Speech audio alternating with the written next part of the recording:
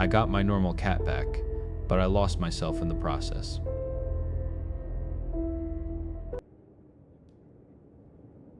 The first thing my cat said to me wasn't a plea for food, it was a judgment. I'd just gotten home, the weight of a 12-hour shift pressing my shoulders down into my spine.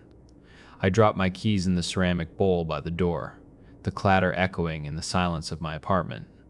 You carry your exhaustion like a shroud, Casimir. The voice was dry, raspy, and it came from the armchair in the corner of the living room.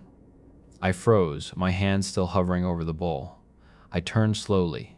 Orpheus, my slate gray cat of 7 years, was sitting perfectly still in the chair, his tail wrapped neatly around his paws. His yellow eyes were fixed on me. "Did you just—" My own voice was a stupid, strangled whisper. I thought I was having a stroke. An aneurysm. Something was popping in my brain. "I did," he said, his tone utterly devoid of surprise. My messenger bag slid from my shoulder and hit the hardwood floor with a heavy thud. The sound was an anchor in a world that had just come unmoored. We just stared at each other for a long moment. I tried to map this onto reality. A prank. A speaker hidden in the chair. Auditory hallucination brought on by burnout. But the way his jaw moved, the perfect synchronization of sound and subtle feline motion, it was real. How? Was all I could manage. I am uncertain.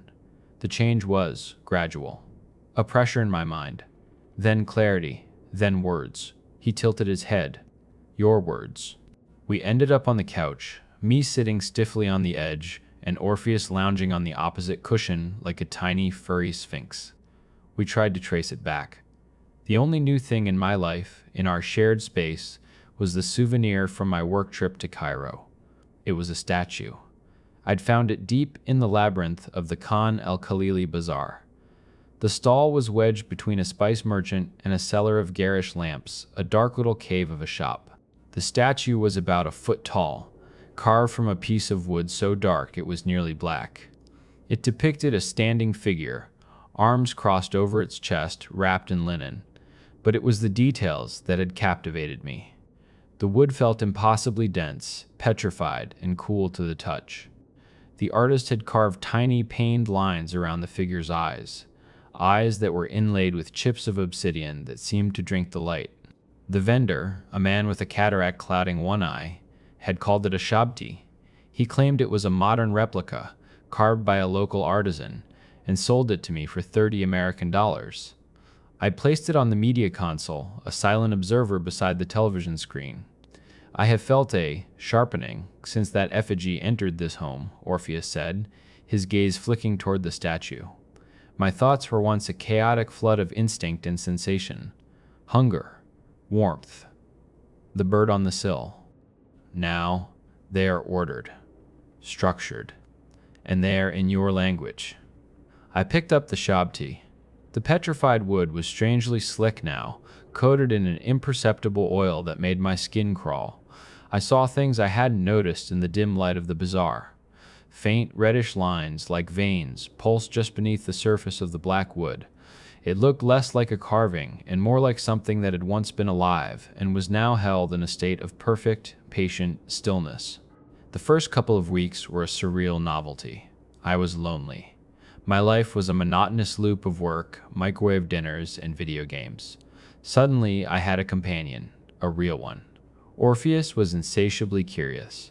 He'd asked me to explain financial markets, quantum physics, the rules of baseball. I did my best, feeling like a fumbling tour guide for a supremely intelligent alien. Explain the human fixation on monogamy, he'd ask while I was trying to watch a movie. It seems biologically inefficient. And this processed cheese food, he'd sniff, walking away from the Kraft single I'd dropped. You willingly introduce this polymer into your digestive system. His curiosity soon curdled into contempt. He began to dissect me, my life, my choices, with the cold precision of a surgeon. One night, he watched me scroll aimlessly through my phone for an hour before speaking. You are a vessel for wasted potential, Casimir, a sea of possibility contained in a teacup. Another time, after I canceled plans with a friend to stay home, he sat on the windowsill, staring out at the Chicago skyline. The world is a tapestry of infinite complexity, and you choose to stare at the same four walls.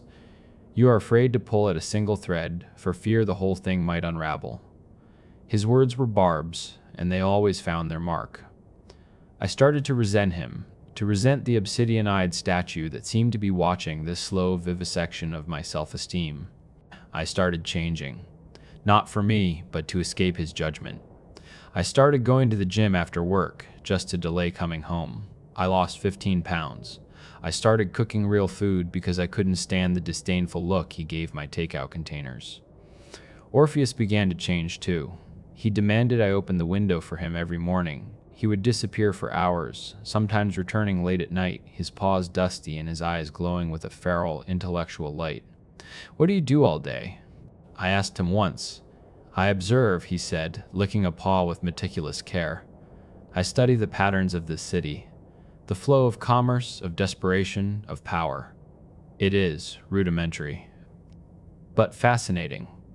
There was a new tone in his voice. It wasn't just arrogance anymore. It was a profound, chilling hatred for everything he saw. He spoke of humanity as if we were a failed experiment. He was tasked with documenting. I became afraid of him. Not of his claws, but of the ancient, alien mind looking at me through his eyes. I started researching Shabti statues online. The basics were easy to find. They were servant figurines, buried with the dead in ancient Egypt to perform manual labor in the afterlife. The spirit of the deceased would magically animate them. But then I fell down a rabbit hole, into academic journals and digitized archaeological texts. I learned about rarer, more powerful Shabti, buried with pharaohs and high priests. Master Shabti meant not to work, but to command. Vessels intended to house a fragment of the owner's ka, their vital essence, to act as a proxy in the world of the living. I tried to talk to him about it. I sat on the floor, my heart pounding. "Orpheus, I think that statue. I think it's doing something to you. I think there's something inside it." He looked down at me from his perch on the bookshelf, and for the first time he laughed. It wasn't a cat's meow. It was a dry, rattling sound, like stones scraping together. "You believe a piece of wood has bewitched me? Perhaps I have simply evolved beyond my station. Is that so terrifying to you, that a creature you considered your property is now your intellectual superior?" He'd been reading my books, not just looking at them.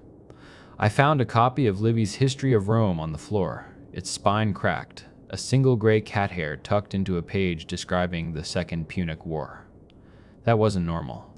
That night, I decided to run an experiment. I waited until he was out on one of his nocturnal excursions.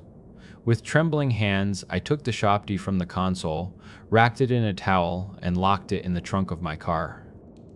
The moment he came home, he knew. He shot through the window, a gray blur, and launched himself onto my bed, waking me from a shallow sleep. He was on my chest in an instant, hissing, his face inches from mine. His breath smelled like dust and decay. "Where is it?" The voice was different, deeper, guttural, layered with a resonance that made the air vibrate. It was not Orpheus. I got rid of it. I lied, my voice shaking. "Return it," the voice commanded, "or I will unmake this vessel you so foolishly cherish." His claws, needle-sharp, pricked my skin through my t-shirt. I believed him. This thing would tear my cat apart from the inside out, just to spite me. Sobbing, I confessed it was in my car. I retrieved the statue and placed it back on the console. From that moment on, I lived like a hostage in my own home. "The ambition in this city is a flickering candle in a hurricane," he told me a few days later, his voice back to its usual condescending rasp. Millions of lives lived in quiet desperation, extinguished without a single soul ever noticing the flame. That was it. I couldn't live like this anymore. "And what are you doing with your life?" I snapped, my fear finally eclipsed by anger. "If you're so much better than us, then go find somewhere that meets your standards." He turned to look at me, a flicker of something unreadable in his eyes. "Are you casting me out?"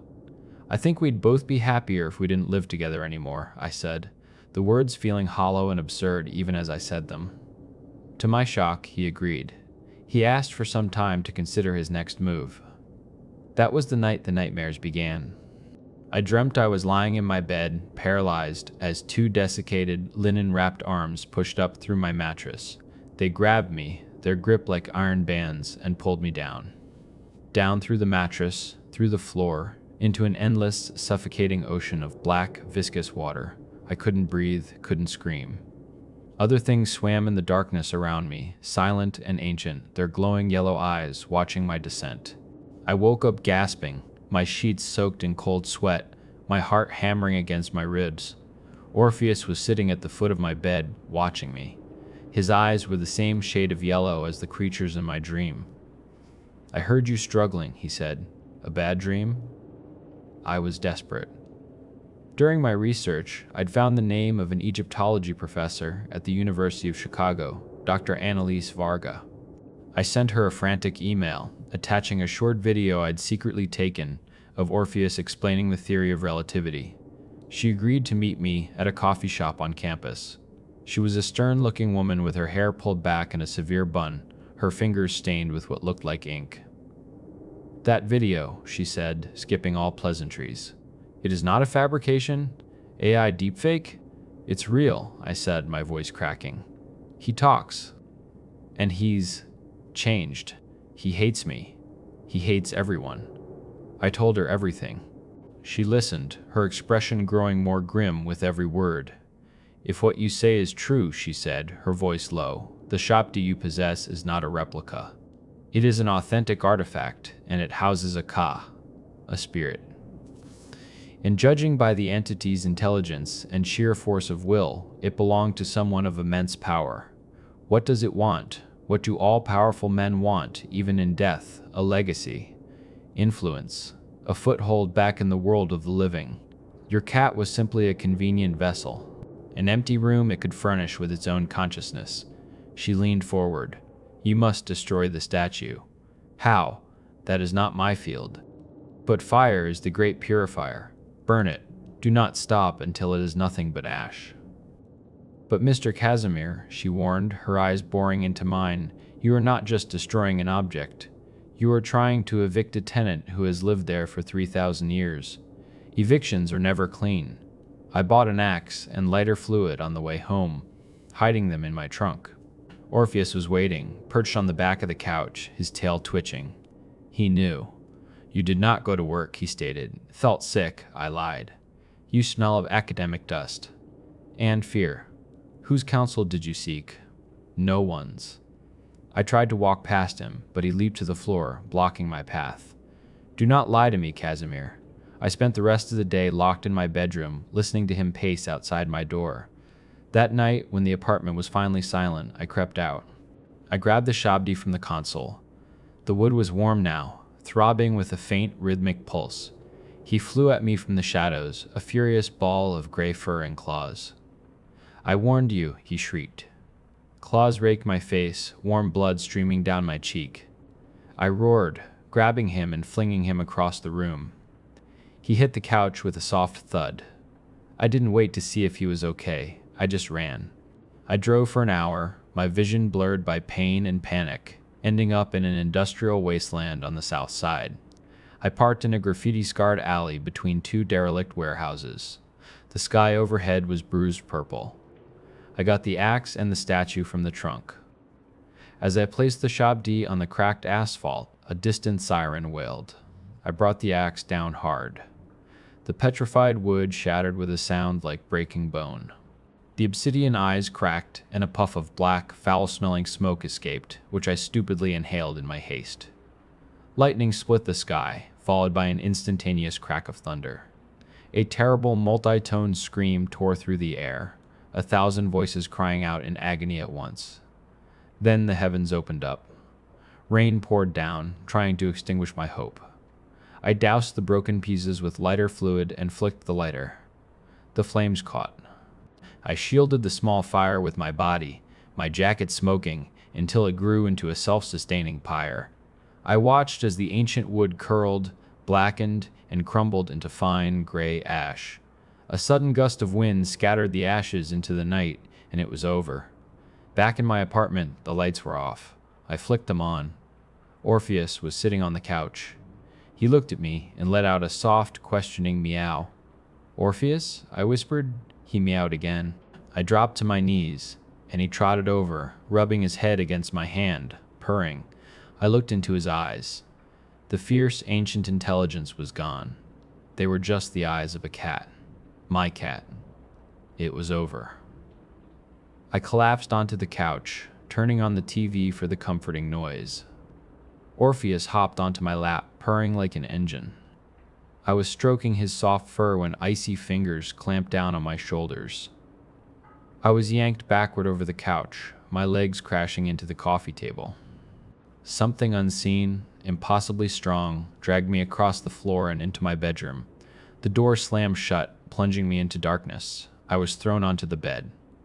Two yellow eyes, the very same ones from my nightmare, materialized in front of my face.